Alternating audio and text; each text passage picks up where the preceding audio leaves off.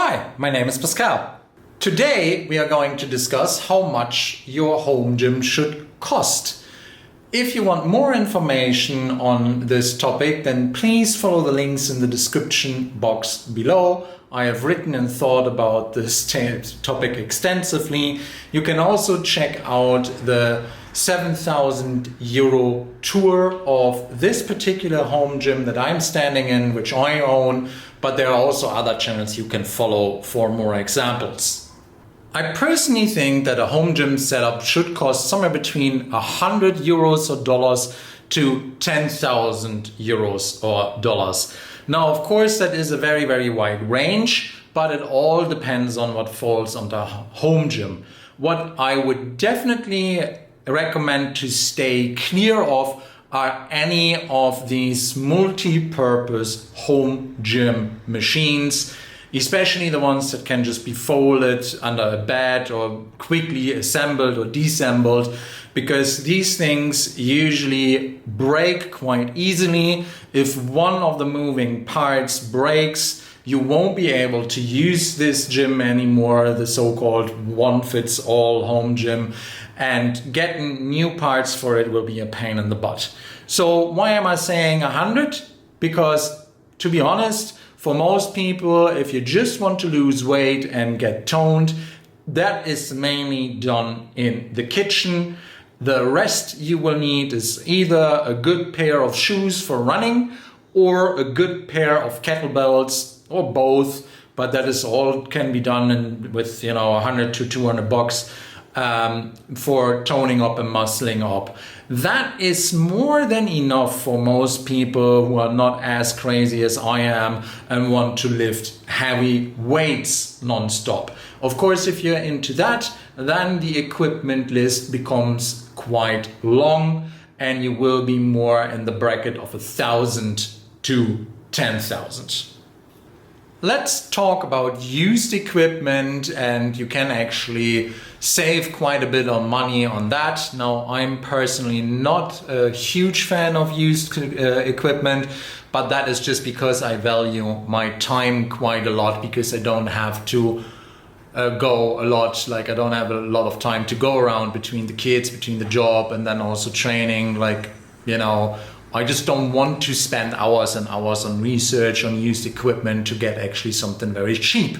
However, if you have the time and you can be part of different Facebook groups, look at Done Deal and eBay, you can definitely get a very, very good gym at a very, very low price, because once somebody wants to get rid of their home gym equipment because they're moving or because they just can't train anymore because they've gotten kids, then the prices drop quite considerably.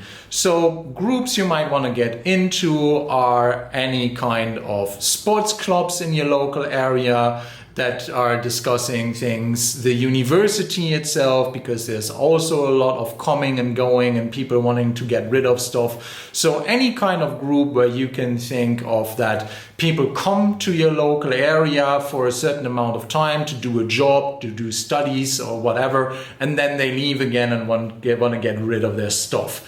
Get in those groups, monitor them, set up some alarms on Done Deal and eBay, and wait, and then just grab the stuff you like at a discounted price. It is a very good way to get a gym together cheap, but it won't be all fitting together in the sense of that it's all one brand. You also might have some problems if you have different modules that are just not clicking together. But if you're a handyman and if you like that kind of thing, then you can definitely save a lot of money. It's not for me, but there are a lot of people out there who saved a lot of money by doing this kind of stuff. When you are going for new equipment, then you will most likely go for branded equipment. Now, the brands that I have researched most about and have seen most about and finally decided for Rogue are Rogue Fitness, Rep Fitness, and Titan Fitness for the home gym. So Rogue Fitness would probably be the one to beat, the quality leader in the segment of home gym equipment, especially if it is racks and barbells and anything that is free weights related. Titan Fitness is the cost leader. They have currently started a quality offensive to work on their brand because they got quite beaten up and called out for bad quality.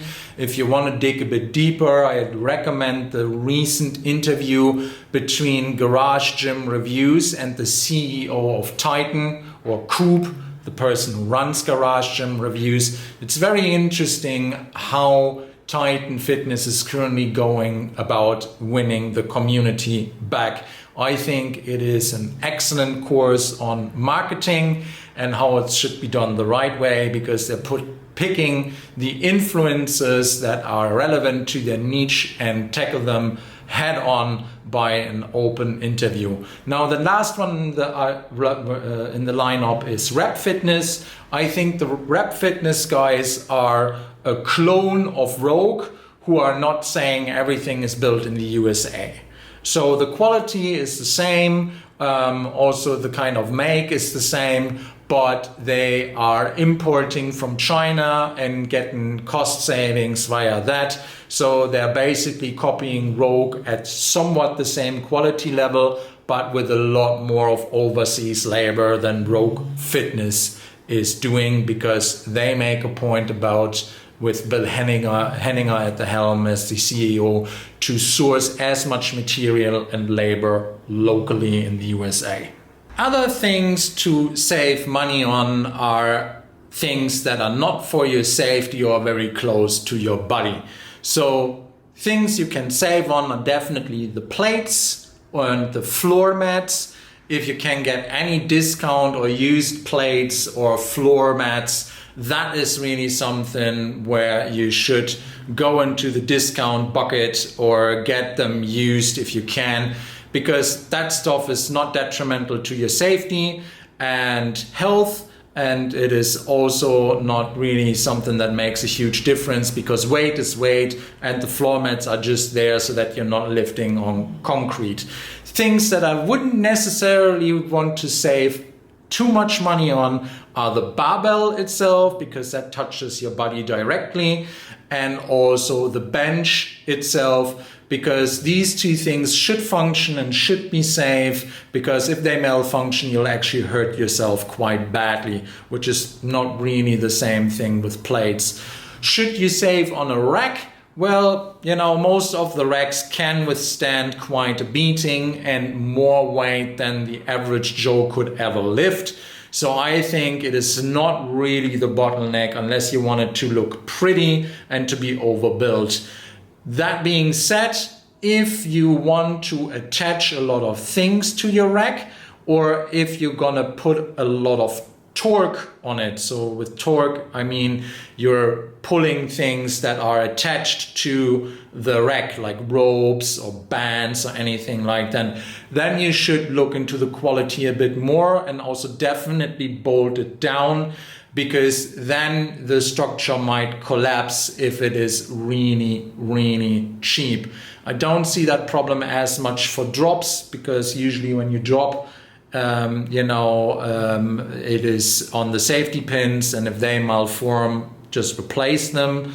But if you really have a lot of torque work on the rack, then it will probably snap if it's really, really cheap after a long wind down period and grind down period.